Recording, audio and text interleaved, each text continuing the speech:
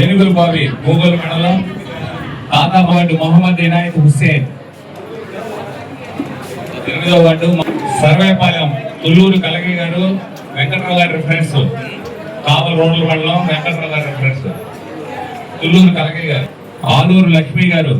ఆలూరు సుధాకర్ గారు దళదత్తి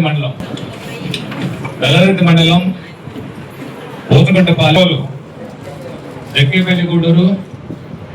దాల్వాయి వెంకటరమణమ్మ పుట్టా సుబ్బారావు గారు కాంతమ్మ గారు మహేశ్వరరావు గారి రిఫరెన్స్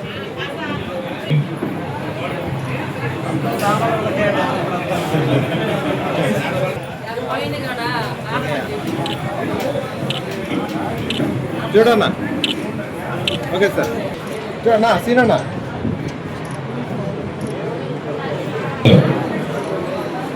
గోపాల 64 మంది కావలి నియోజకవర్గంలో ఉన్నటువంటి తెలుగుదేశం పార్టీ కార్యాలయానికి వచ్చి ఏ ఒక్కరైనా మాకు సీఎం రిలీఫ్ ఫండ్ కావాలి అంటే కులం లేదు, మతం లేదు, వర్గం లేదు, ప్రాంతం లేదు, కావలి నియోజకవర్గమే ఒక తాటి మీదగా నిలబెట్టి ఈరోజు సీఎం రిలీఫ్ ఫండ్ ఇస్తున్నటువంటి తరుణంలో ఈరోజు 1200 మంది ఇప్పటికే అప్లై చేయడం జరిగింది. 1218 మంది అప్లై చేస్తే ఈరోజు 862 మందికి ఇప్పటికే మేము సీఎం రిలీఫ్ ఫండ్ చెక్కులు అందించడం జరుగుతుంది.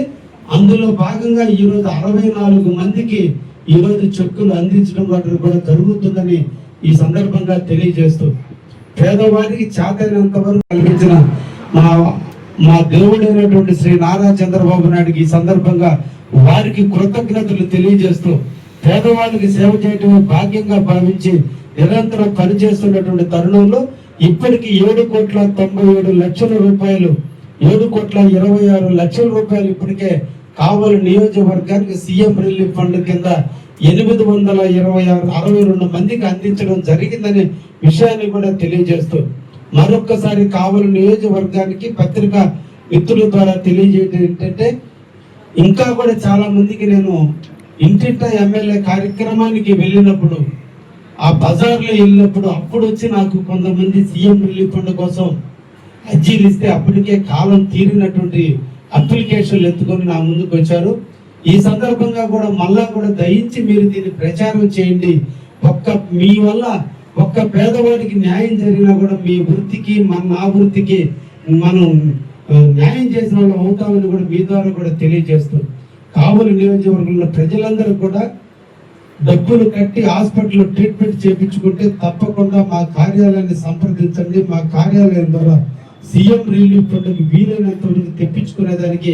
మీరందరూ కూడా సద్వినియోగం చేసుకోండి అని చెప్పి సందర్భంగా కావలి ప్రజానీకానికి తెలియజేస్తూ మరొకసారి అందరికీ నూతన సంవత్సర శుభాకాంక్షలు తెలియజేస్తాను.